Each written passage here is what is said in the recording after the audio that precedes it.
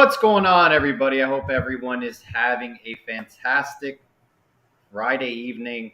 I mean, what better way to start the weekend off? I mean, it's been one thing after another going on at the University of Miami. Robert Stafford, four-star athlete, commits, I believe it was yesterday. Yeah. And then Or day the before. next day, Riley Williams, the number 2 tight end in the nation. Some say he deserves a 5-star. Commits to the University of Miami over programs such as Alabama and Ohio State. Tremendous addition. I think both additions were tremendous, but Riley Williams, I mean, he's a 6'6" tight end. I mean, it's incredible the talent he is, and I honestly think he can make a big impact at the next level. I'll say this: the tight end room is in very good hands at the University of Miami, more than I think I expected. Especially in a coaching transition. But moving forward, I mean, Coach Field, one of the best recruiters we have on staff, I think, in the country, and credit to Mario Cristobal and this entire staff for what they're doing. We're currently ranked 22 in the nation, and we only have more good news to come, guys. This is an absolute playmaker. I mean, this is a 4-star, a bona fide 4-star tight end who, like you mentioned, some people could consider him as a 5-star just because of his upside. 24/7 Sports currently has him ranked as the number 2 tight end in their class. The composite score has him ranked 4th overall. He's 66th in the nation from 24/7 Sports and 77th nationally in the composite. So no matter what, this is a top 100 player in the nation. Fantastic, fantastic football player. I mean, Ross, when you saw his tape, I mean, what stood out to you? Because me, I mean, yards after catch was huge. I know it's a highlight tape, but I believe he averaged roughly around 24.7 yards after catch. I mean, he can move. He has good control of his body. He understands, his body very well. He plays basketball. He's a multi-sport athlete. I mean, he's really a huge target on the football field. He looks like an edge rusher, to be honest. Um, I'm excited about this commitment because I think the potential is very high. I feel the same way. I mean, he screams playmaker when you watch his film. Just playmaker, playmaker, playmaker, and in a variety of ways. He can go up top and beat you. He can go up top, get the ball, battle for it, and get down and fight for yards after the catch. He's even athletic enough that you can just send him on a short little route and actually ask him to get yards after the catch on that because he can actually do that as a tight end, which isn't normal for a lot of tight ends. So if you consider possibly future tight end packages of Skinner and Riley Williams on the field at the same time, good luck trying to guard that. What are your thoughts about Robert Stafford? I know we didn't really talk about him that much, in previous shows. Seems like he's playing wide receiver, adjusting to the cornerback position as well. What did you see from his tape? Because I want to talk about him a little bit.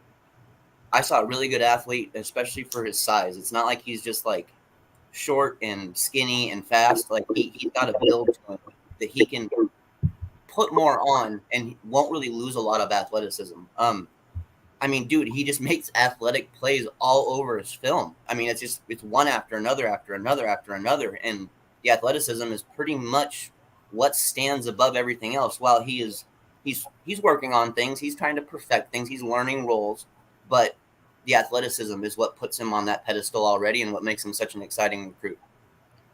John, with the $10 donation, thank you so much, John. Greatly appreciate your support. And everyone watching, 60 people live, hit the like button, hit subscribe if you want to support the Scoop on the U. Greatly appreciate everyone tuning in. Everything is looking great, but can it lead to wins? Got to win games, bottom line. I 100% agree, John. And you know what? We're going to have a great test against Texas A&M week 4 of the season in College Station. I think that's going to be an indicator of things moving forward. And then you got to beat Clemson. That is the must-win game, in my opinion, of the season. It's a conference game, and Clemson really, the past few years have been dominating not only Miami but the ACC. So I think those 2 games you got to circle in. Let's finally win the ACC title game. I think we can get there, right? I think we have enough to actually get there. I think that's a fair goal this year is to get to the ACC, and we'll see how our personnel is when we get there. Talked about Robert Stafford. I know you had some news about Colin H. By the way, guys, 4-star athlete out of Anaheim, California. He was supposed to announce his commitment today. He made news in the afternoon last night. that he was going to push back his commitment. I know you speak to him a lot, Ross. What's going on there with Colin?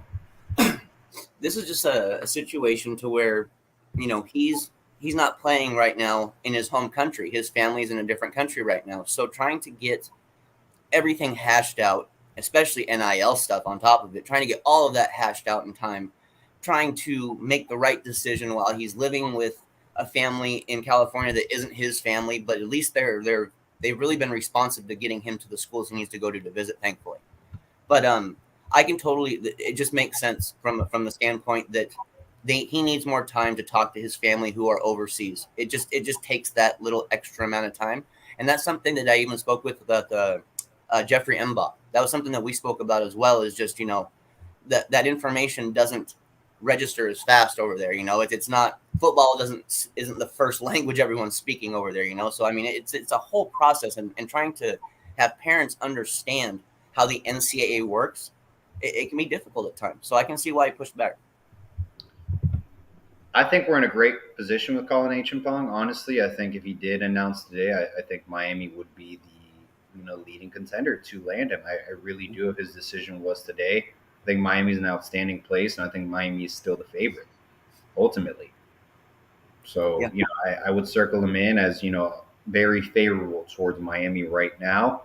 We talk about Jayden Wayne a lot. We've had him on several times for over a year on this show. 5-star, edge rusher out of the Pacific Northwest, now going to IMG. He actually got a couple crystal balls in the direction of the University of Miami.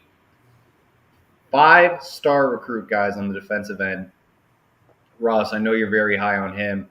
I think those crystal balls coming in after his decision at IMG was really just kind of the icing on the cake, in my opinion.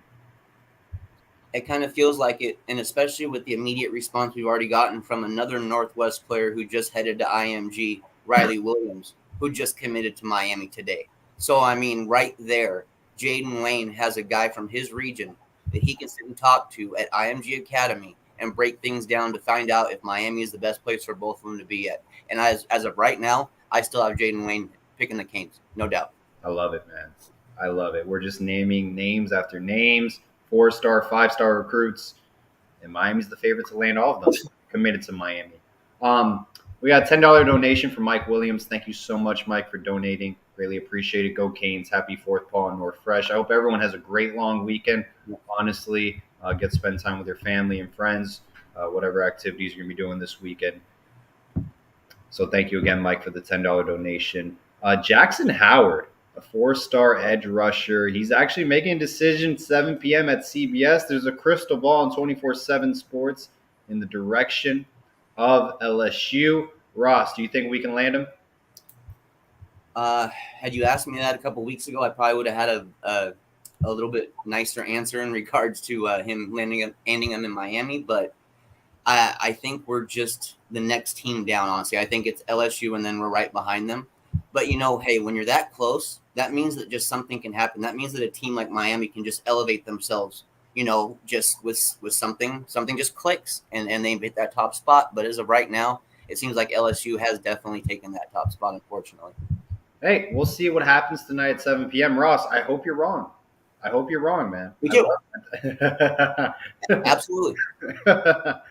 We'll see. At the end of the day, guys, I always say it this way. Remember Avante Williams, everyone had going him to Florida. He picks Miami. Ricky Williams was going to declare early for the NFL draft.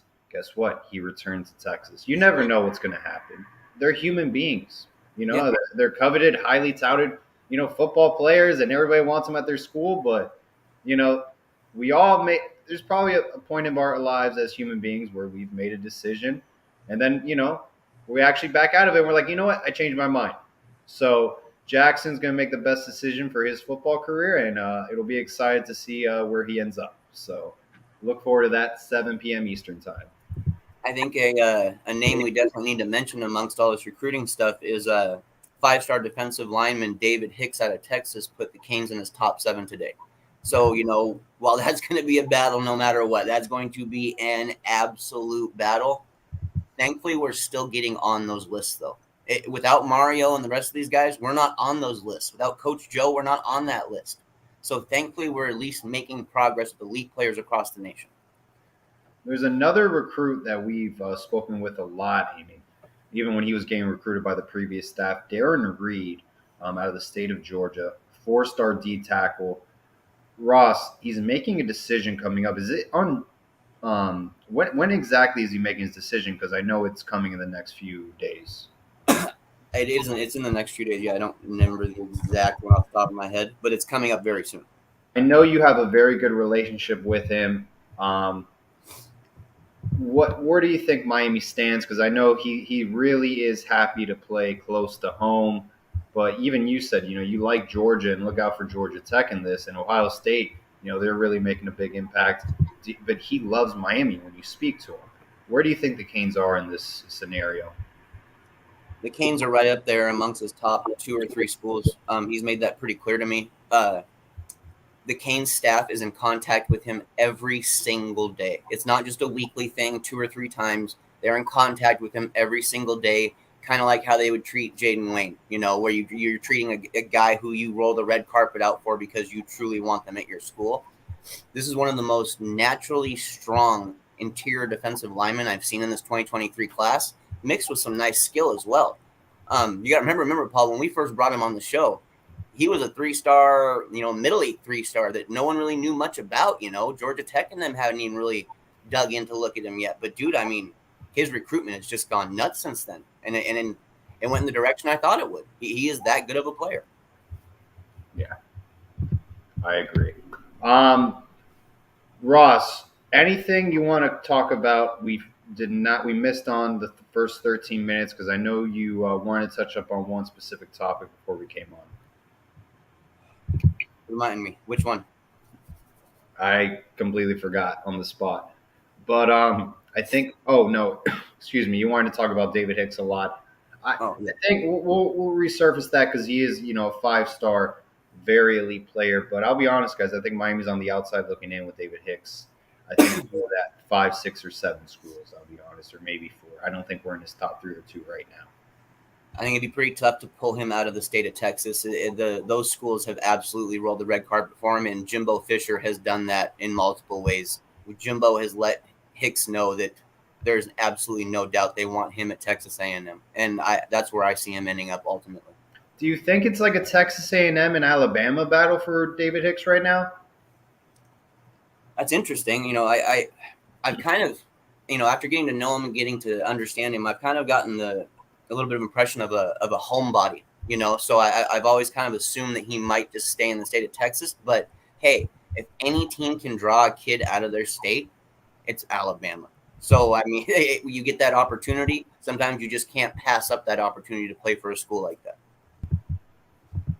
Good point, Randy. Mark Fletcher, had a post about Ohio State and Miami today. He's running back out of American Heritage Plantation out of Broward County. I believe he verbally committed to Ohio State, but with everything going on, Miami hasn't signed a running back yet. We know we talked about Christopher Johnson a lot as someone to look out for as a potential commitment, or the staff is really pursuing. That's a great talent. Mark Fletcher, he's down the road in Broward County, committed to Ohio State. Hell of a football player. What do you think, Ross? We can reel him back in? I think we're in the mix, yeah. I think that he's definitely gotten a little more excited about Miami lately, especially seeing what we're doing in recruiting. And what that would do for us is that would give us a nice 1-2 combo just in that class. Those are 2 different style running backs. Fletcher can come in and get the tough yards, grind it out, be physical. And you have a guy like Christopher Johnson come in and get to the outside and burn you with a little bit of speed. And he's also capable of going up the middle for some surprise runs as well. So I think that would be a fantastic duo. If we don't get Fletcher, I still think we go out and get Johnson, though. 112 people in the chat. Please hit subscribe and the like button. Greatly appreciate your support. 15 minutes in. We do these shows on the fly, so greatly appreciate for everyone stopping by. Put in the chat, who do you want to see right now, a player commit to Miami that is going to make a decision, in the near future, or is a commit right now that you'd like Miami to, flip, or just anyone in general, a recruit you'd like to see end up a Miami Hurricane. We're ranked 22 in the nation right now. The season has not started. Obviously, none of these commitments are confirmed until they signed a letter of intent, but the ball is moving in the right direction. We really have some nice things lined up, and guys like Jayden Wayne, Colin H, and Pong. That's going to put you in the top 15 with a Jayden Wayne and Colin H and Pong. We can't forget another one. Paul. Samson Okunlola. Yes, Samson Okunlola, 5-star offensive lineman. He's the real deal. He loves Miami. And Ross, for a fact, he's really considering Miami. I mean, as his top school. This is a genuine. I mean, he's getting as much information as he possibly can. And when recruits start doing that, it starts showing me they're zeroing in on their schools. This is like we mentioned before. This is a smart kid. He has a big future on and off the field. But I'm starting to feel a lot better with our chances in getting him. I really am. I think this last visit really, really was a special one for him, and he got to learn a whole lot about Miami and got to feel the family structure. That's what it seems like to me. I've heard from him. He got to feel the family structure for the first time really at Miami, and it was noticeable, and it was something that was enjoyable for him. Yeah, no, I 100% agree. It seems like these visits are really paying off. I think they're adding an extra push. It's different to be on campus and, be with the staff and the players instead of, kind of just the home visits, I would say. But, recruiting is it's a dogfight till the end. So nothing is official until they sign. Remember that. But we're working in a really nice direction. Reuben Bain, too. There's so many great players. Reuben Bain is like, he had 26 sacks this past season at Miami Central, which is crazy. It's insane. It's not even a video game stat. He just came off a visit from Alabama. Obviously, his brother's coaching at Miami. We're in a great position with Reuben Bain, obviously. He's going to take his time. Why not? Yeah, and listen, I love Reuben Bain. As a football player, I think as a person, he's a great overall young man, and whatever school he ends up at, he's going to do great things, hands down. He's going to be a force on the field wherever he goes. Yeah. Straight up. He's the type of guy who can cause damage in multiple different defensive fronts. And we need him in this class as well. Yeah, we could definitely use him. Absolutely. I mean, he's the kind of guy locally who I'd say I'd want in every class. I don't want to lose anybody like Reuben Bain locally ever. I want to touch up on this topic because it is big news, and in the chat, I want to hear your thoughts as well. Obviously, it started with Oklahoma and Texas joining the SEC. Now we see USC and UCLA joining the Big Ten. Geographically, that doesn't make sense. I think Oregon's going to join the Big Ten. And I don't know. We'll see with Notre Dame whether they stay independent. But the future of college football is basically going to two conferences, what I see. SEC and Big Ten. ACC is on the outside looking in, and they have their Clemsons, Miamis, your Florida States, your traditional, good college football programs. If Miami were to change conferences, do you think that's a good idea? Do you think it's a bad idea? If you want Miami to change conferences, would you like them to join the SEC or Big Ten, or would you like them to stay in the ACC? I'd love to hear everyone's opinions in the chat. Put your comments in. I don't like how college football is moving to just two conferences. I think they're trimming a lot of fat and just having, two conferences. I kind of like things that are spread out. And I think a lot of, G5 programs, lower tier Power 5 programs are going to be eaten out, pushed away. But there's nothing I can do. There's nothing we can do about it. It's the NCAA or whoever calls the shots in college football, or the conference commissioners, whatever, are making the decision. So the one thing about the ACC part, Paul, is that we've been in it for too long to not get success. We've been in a very mediocre conference, and we haven't found success in it. I would have no problem if for another year or two we're still in that conference while we have Mario and the staff developing players and recruiting right down there in the ACC for Miami. But I'm the type of guy, if there's going to be a change, I say go big or go home. If there's going to be a change, I want to go all in on the SEC. Why not? I mean, there's no reason not to. We would just be middling and fighting for scraps elsewhere. So why not just go head on right to those guys and see what we can do, especially when we start building depth in the trenches like our coaches are trying to do there right now. I'll be honest. The ACC is kind of on the tip of the iceberg. If Clemson decides to leave, It's over. it's over with the ACC. To be honest, It's over. if UNC leaves, I don't think it's over. For basketball, cuts some. Yeah. That's a big loss, but I don't think for football it really means anything. If Clemson decides to leave, or let's say Miami, I think Clemson right now, because what they've done in the past for the conference themselves, I think they're kind of the leader. I think they make the most sense to join the SEC primarily because every program's literally, around them. I think if Clemson leaves, maybe Miami and Florida State will follow. But ACC really is in a big position. And, I think Notre Dame, I think they're going to go to the Big Ten if they do make a decision. I don't think they'll join the ACC. I could be wrong, and they'll take all their sports with them. But we'll see. We'll see what happens. I agree, Randy. I think we should have stayed independent and never joined the ACC. I think this could go either real good or real bad. Honestly, it's hard for me to find a medium for it, especially when I'm considering the assumption of my own assumption personally of, the SEC being the school or the conference we would leave to. Like I said, I want our guys to get their chops built up a little more in the ACC before we make a move like that. I want to develop some of these young guys. I want to get them ready for snaps. So when it does come time to play against the best of the best, we're ready to roll. Thankfully, we got a team like Texas A&M to start off this season early. It's a great test. It's a fantastic test just to see where we're at. And then keep building the trenches. Keep building the trenches, dude. And only until then would I be comfortable being an SEC. Until the trenches are built, not comfortable. Yeah. No, I agree.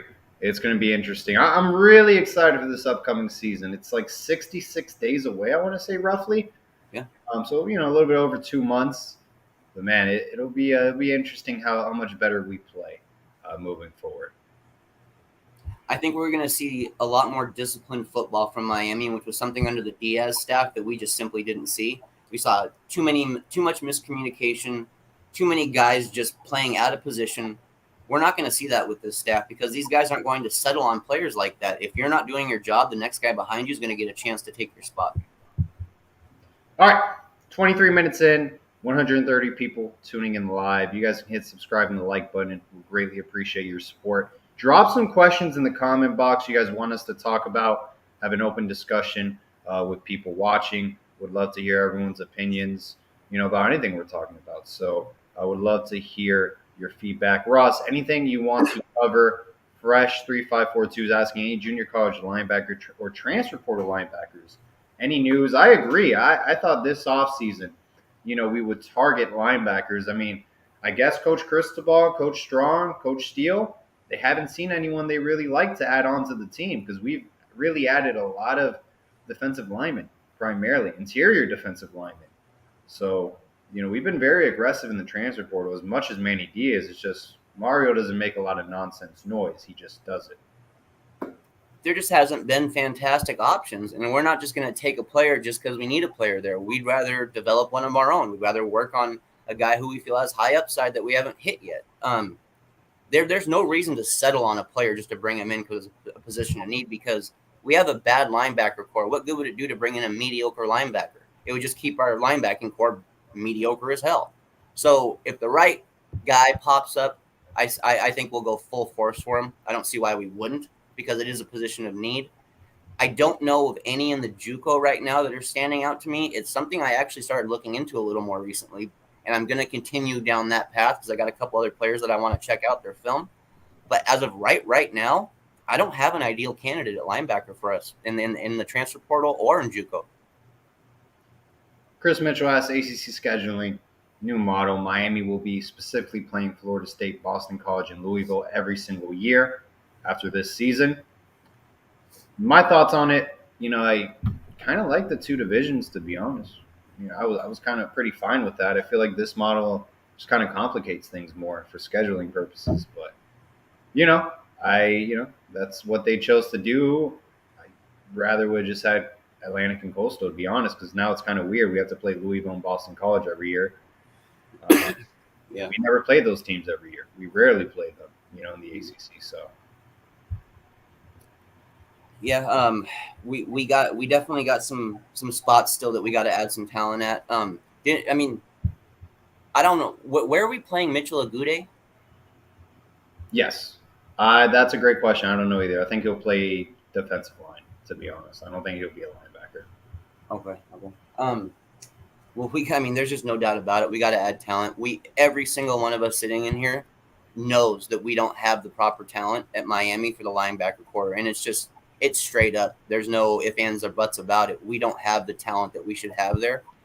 Hopefully, a guy like Strong will start to show the development in the current players that we do have, because we do need these current guys to perform well. We can't just wait and hope for the future, or hope that JUCO guys or transfer guys will save our butt. Some of these own guys we got on our roster right now who haven't played great, we got to develop them or see if they can even be developed. But linebacker core, man, either we're loading up on the line to try to make it so the linebackers don't have to work as hard and fill in so many gaps, or we're just simply not seeing the linebackers we want to go after. That's the only two things I can think of.